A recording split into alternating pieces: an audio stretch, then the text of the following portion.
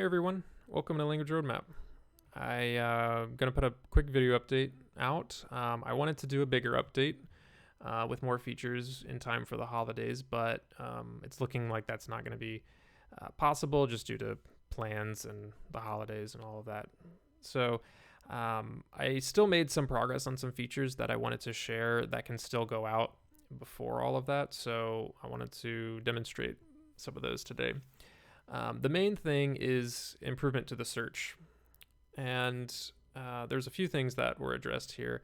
But let's take a look at what search currently looks like on the site. So you have on the left-hand side of the search bar your target language filter, which it's not exactly clear what that is.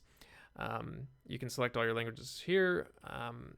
The flags here are emojis, which I learned aren't always rendered on certain operating systems or browsers. So you might just see the country code here in big bold letters. So for French, it would be FR.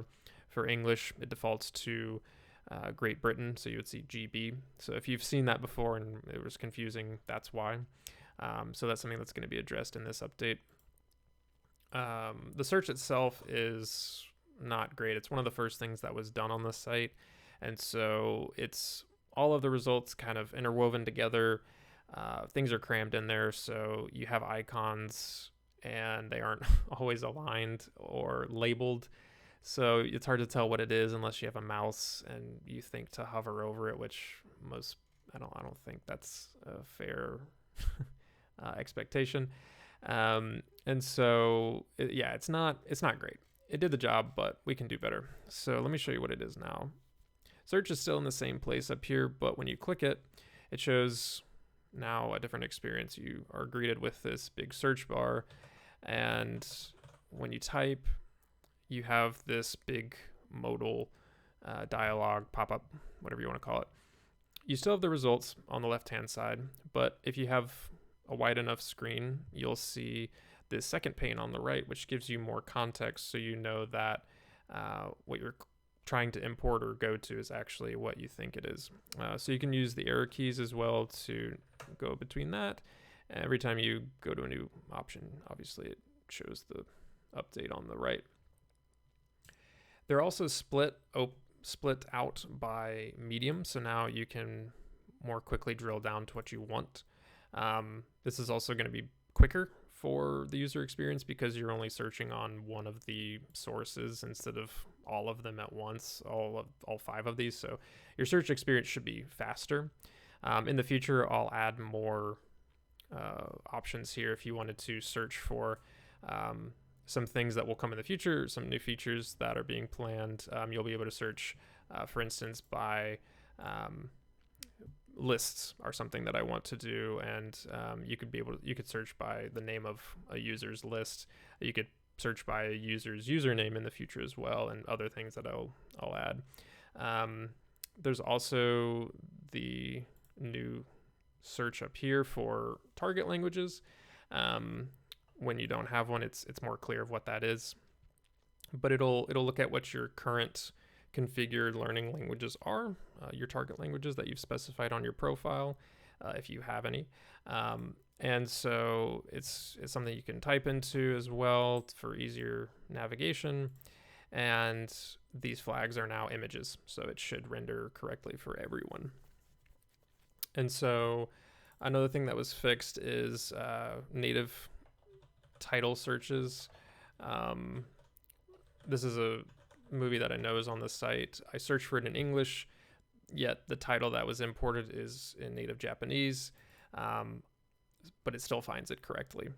And I can also see a new label here. If something is already imported, it gives you a better option to say, okay, it's in Japanese, but your specified target language up here is different, so let's add the option to import that version, the dub or translation.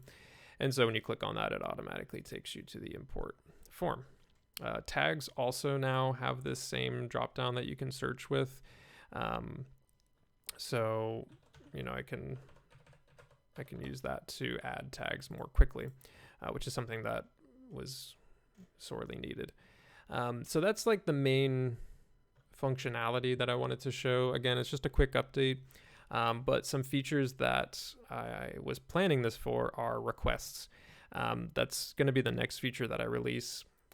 It will be a way to easily ask the community for recommendations, human recommendations, and you can give context of what you're looking for. So you can add titles, you can add a description of saying like, hey, you know, I like this 5 centimeters per second movie because X.